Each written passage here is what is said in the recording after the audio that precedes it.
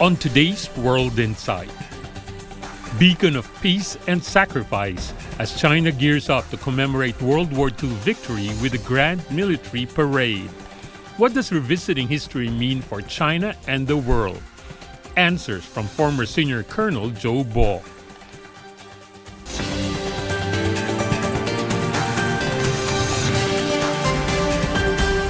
Hello and welcome to World Insight with me, Tian Wei.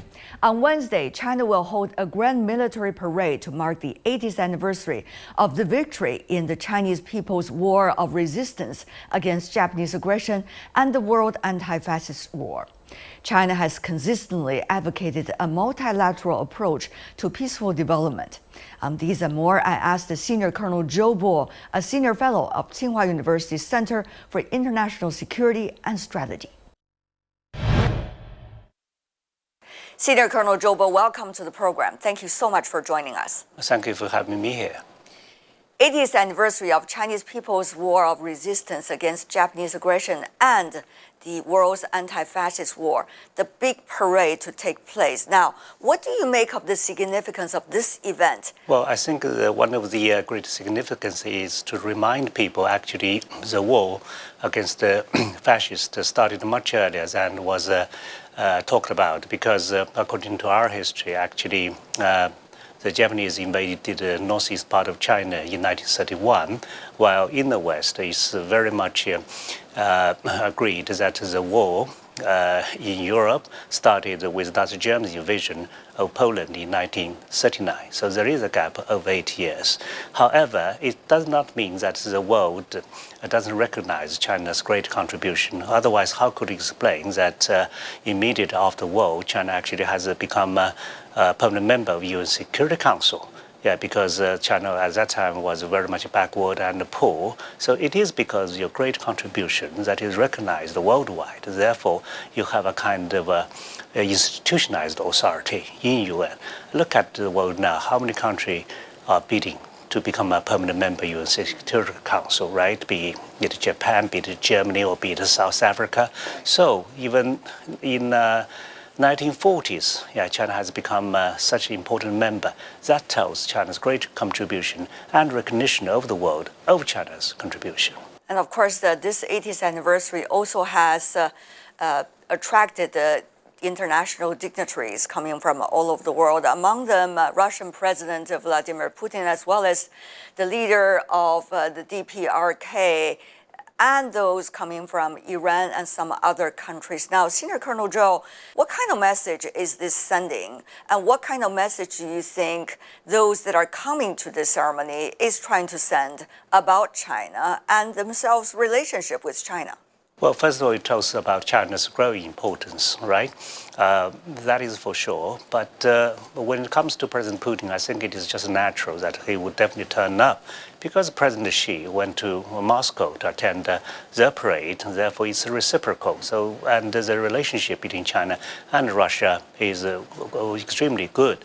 When it comes to the leader of DPRK, Mr. Kim Jong-un, that is an interesting question, because I have read the international media and found how surprised the international media was with his would-be presence in Tiananmen Square. But that should not come as a surprise. DPRK's history has a lot to do with their own anti-Japanese war, because Kim Jong-un's grandfather, Kim Il-sung, actually led guerrilla warfare in northeast part of China.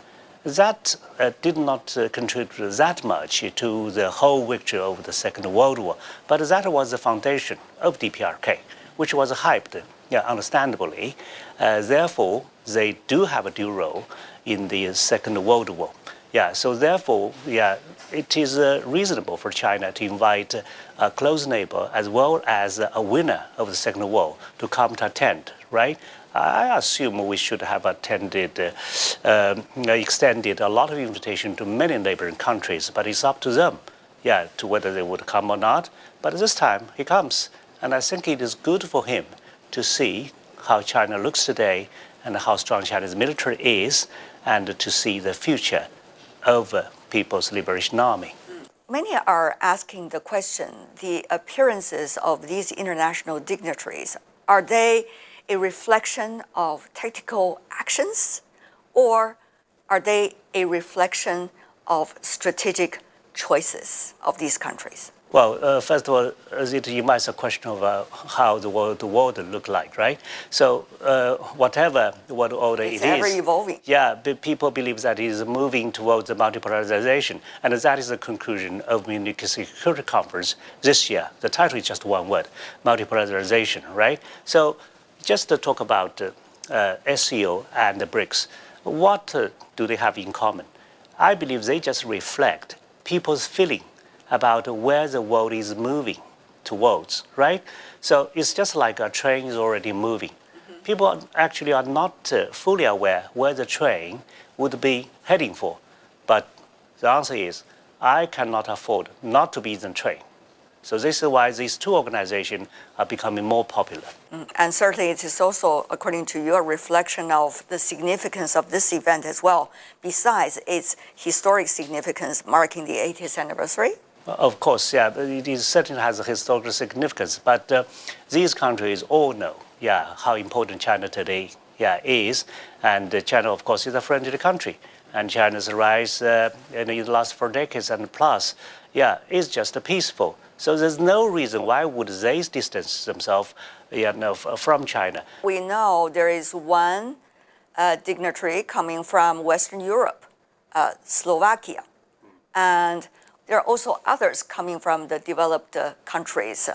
For example, those retired officials as well. So what kind of message is this sending? Is it going to be more a show of strength among the global south vis-a-vis the global north, or it is actually, as you said, a picture that is ever evolving?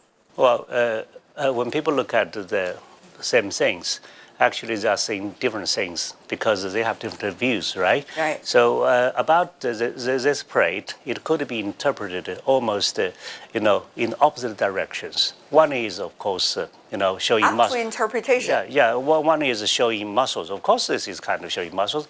But on the other hand, I can also say this is an unprecedented effort of transparency, right? Don't you want to find out how strong PLA is? Haven't you been trying, all the year round to find out what has been going on? Oh, okay, here you are. These things are already deployed, right? See for yourself, right? So let's go into details about what exactly the PLA is likely to demonstrate to the rest of the world. According to Chinese authorities, quoted in media reports, that all of the strengths of the Chinese PLA will be demonstrated on the Tiananmen Square are already those into operations. In other words, not from the labs, not from the plan books, but really in operations. But others are suggesting the world of combat have been changing over the past few years, including using of AI and information technologies. How will these different aspects likely to be reflected, Senior Colonel Zhou? Remember the fact that last parade was done in 2019, right? So this one means another 6 years after what could we showcase, to the world. According to the spokesman, definitely we're going to show some new stuff, right? Including, like drones or anti-drones, weapons, these kind of things. That is extremely important because I believe the big stuff, like the ICBM, probably will be more or less the same because, it will take you quite a long time for you to develop these new ICBMs. And I don't believe there is such a need, because our capabilities of this estimate are well known. So look at the war in Ukraine. This is a question I was asked many times by the Western media. What has PLA learned from this war? Again, depends on who you are, right? Because when PLA Air Force look at this, they would look at the drones attacks, so on and so forth. And then PLA, ground force would have looked at this from their own angles. But after putting all this together, it definitely shows the importance of how modern warfare has changed with unprecedented use of drones and anti-drone systems, right? Because when do you learn the quickest? The answer is during the war. If you don't learn quickly, you will die, right? So just look at the beginning of the war. Yeah, Russia would even have to import drones from Iran. Right now, both sides would use drones massively, and the largest casualty caused, actually was by drones. So this already tells how the modern warfare has changed. So in this parade, if we have demonstrated drones was even demonstrated last time, right? Or even some system about anti-drone systems. That means how quickly, how closely we are monitoring the war and how quickly we have already learned, because as you have said, that these systems are not, those things that are under research and development. It's something that is already deployed. That means it's a demonstration of your existing capabilities. That shows how we are trying to keep pace with the latest development in modern warfare. I see. On the other hand, the AI technology is developing very fast. Of course, it can be integrated in any kinds of weaponry system and combat systems. How do you see, Senior Colonel Zhou, as a seasoned military analyst, China has been adopting these technologies and can be, reflected in this latest parade? Right now, how AI can be applied in military use, which is a must, is still not so certain. But actually, China and the United States have reached an understanding on the most sensitive issue, that is to make sure of a human oversight over command and control over nuclear weapons. So that means, you cannot let AI control nuclear weapons. I think that kind of decision is really wise, but it's also distinctive, right? Because people, by common sense, would understand how important it is to make sure human control of nuclear weapons. But then we have seen some other things. For example, in PLA's joint training with Cambodia, we have shown a mechanical dog, mounted with a rifle that could fire automatically, And it's not a secret that both Chinese military PLA and U.S. military, for example, are just thinking about this issue. I tell you what would happen in the international arms market in the years ahead, right? So right now, China ranks the fourth in terms of international arms trade, followed by United States, France, and Russia, and then China. But I believe in the world of tomorrow, there are only two systems in the world, American system and Chinese system. Why do I say that? American system, for example, is combat tested. It is expensive, and the allies would have to buy because they have to be correct politically, right? And even some partners would have to buy. Then, why do I talk about the Chinese system becoming the second one?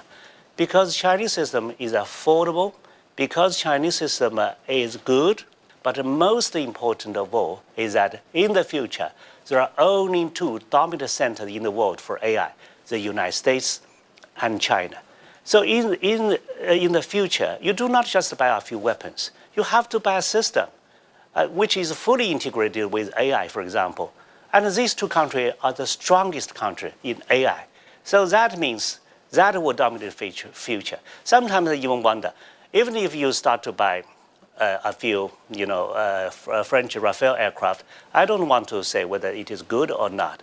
But maybe it takes 5 years for the final delivery to be accomplished. And it takes you another 5 years to have your pilots fully trained. After 10 years, probably we will enter an area when no man, combat vehicle will appear. So maybe in 10 years' time, there would be less pilots.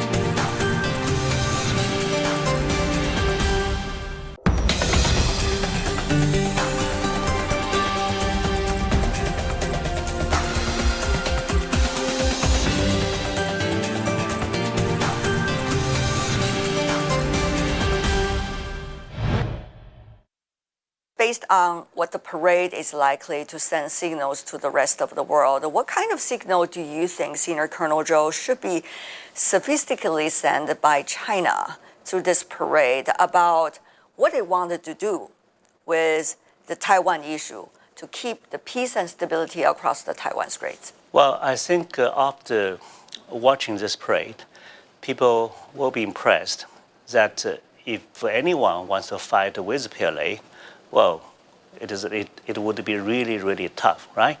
So better not to fight with this armed forces. That definitely should be the message, yeah. And then people should also be aware of the fact that China's rise has been peaceful. From March 1979, when China finished the last conflict with Vietnam, actually China has entered into no war with any other countries. So that tells more than anything that China's rise is peaceful, and that is already a miracle in human history. So this is unprecedented.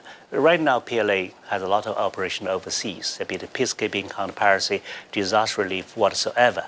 So PLA has not even killed a single foreigner.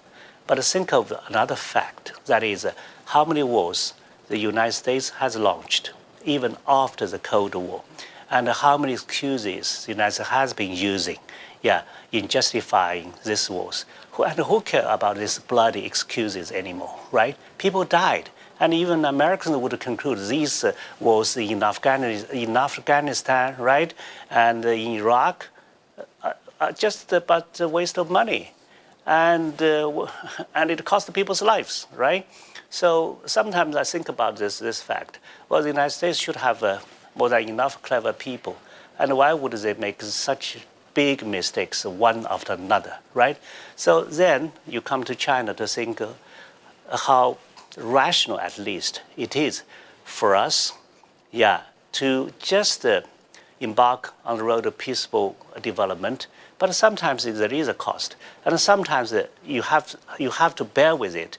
On some tragic incidents, like the collision of Chinese and American aircraft in South China Sea, like NATO's bombardment on China's embassy in former Yugoslavia. So that means our peaceful development is not by sheer luck. It is hardly earned.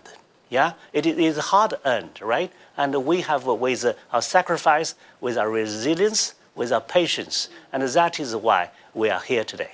Right. Senior Colonel Zhou, since you mentioned China has been having peace with its neighbors and beyond since 1979. Now, a question also raised, for example, in commentaries in Western media, whether the things being shown at the parade by the Chinese PLA are likely to be efficiently integrated when needed in any combat situation. Well, that is for sure, of course. This is your capability, right? And the capabilities could be applied if you have such intention. The only question is when you want to use it and where you are going to use it. But how to use it, whether that system, not only hardware, but also software, will be able to organize everything together. Well, it depends on scenarios, right? It depends on what kind of scenarios you have in mind. And, as a PLA veteran, I should know, at least for each contingency, we should have plan A, B, C, D, right? So it really depends on the scenarios. That's just common sense, the Taiwan issue. Now, Senior Colonel Zhou, what kind of message do you think this parade is going to show to the rest of the world about what China wants to do on that issue? Well, that's a good question, because the fact is that China, as well as PLA, are growing stronger. Then it actually leads to a question which actually could separate to go in two different directions. One is, well, would a stronger China become more confident about no use of force, or would China, or stronger China, become more impatient to actually use force earlier, right? So these are two totally different directions as a result of a stronger China. But I would argue that the Chinese government is still having patience. In President Xi's talks to Ma Ying-jeou, the ex-Taiwanese leader, he still talks about peaceful reunification. So that means China still has not lost patience, and China is still confident. But look at what is happening in Taiwan Island. This Taiwanese leader, Lai Ching-te, is unprecedentedly provocative. Yeah, compared even with his predecessor, he's much, much more provocative. Even before taking office, he has described himself as a practical Taiwan independence worker. And the facts that shows that he probably is really ordering his words, because he would describe the Chinese mainland as a hostile foreign force, right? So that is not far away from this kind of two-state theory, which definitely is opposed by the Chinese mainland. Actually, what he said reminded me one of his predecessors, Chen Shui-bian, who asked for referendum, for example, and the United States has accused, Chen Shui-bian, reportedly, President Bush called him a troublemaker. Right. So this time, I'm actually wondering, what kind of message could Trump, send to Taiwanese authority? Because so far he hasn't talked much about Taiwan issue. He actually didn't talk much about his China, strategy, so on and so forth. But I believe this is the right message he should send to the Taiwanese authority. This is another troublemaker, at least, right? And having a war with China, it certainly would not serve American interest. I think more and more people in the United States are talking about not having a war, with China. Sometimes I have to compare Chinese military with Russian military, right? Look at the war in Ukraine. The America and its allies have refrained from sending troops to fight in Ukraine. And why is that? So, and why would they necessarily send troops to fight for Taiwan, right? So, if I compare these two, my question is natural. Is PLA necessarily inferior to the Russian military? It's difficult for you to agree to that. China's defense budget is 1/4 of American budget, but it is 3 times bigger than Russian defense budget. Chinese armed forces is largest in the world. Chinese Navy has the largest number of ships in the world. So the only aircraft carrier in Russia is not moving anywhere. Where we already have 3, and probably are going to build more. So with this comparison, my conclusion is, well, do not underestimate PLA to think it is inferior in capability to the Russian military. So then this is the question for the U.S. to think about. Right. The other thing, of course, is the South China Sea. Once again, Senior Colonel Zhou, we talked about that several times, but things are still evolving. Your thoughts? Well, actually, in South China Sea, the danger is not China having a war with any other ASEAN claimants. The reason is precisely because the Chinese military has dominant, overwhelming military superiority over any of these other claimants. And we have pledged, according to a joint declaration in 2001, that we should not use force, right? So I don't believe that there is such a possibility. But the real danger is, again, between China and the United States because of closing American reconnaissance and surveillance. So to put it in a more simple way, the danger in South China Sea is that Chinese and American military aircraft and ships sometimes are getting too close to one another. And the reason behind is because the Americans keep on sending ships and aircraft for closing reconnaissance and surveillance. And the PLA would not tolerate that because we believe it is our territory, it is our territorial sea, it is territorial space. And according to Pentagon, Chinese have done more than 180 interceptions of American aircraft in 2 years' time. That would actually mean every interception in every 4 days. So this kind of frequency, of course, is alarming, right?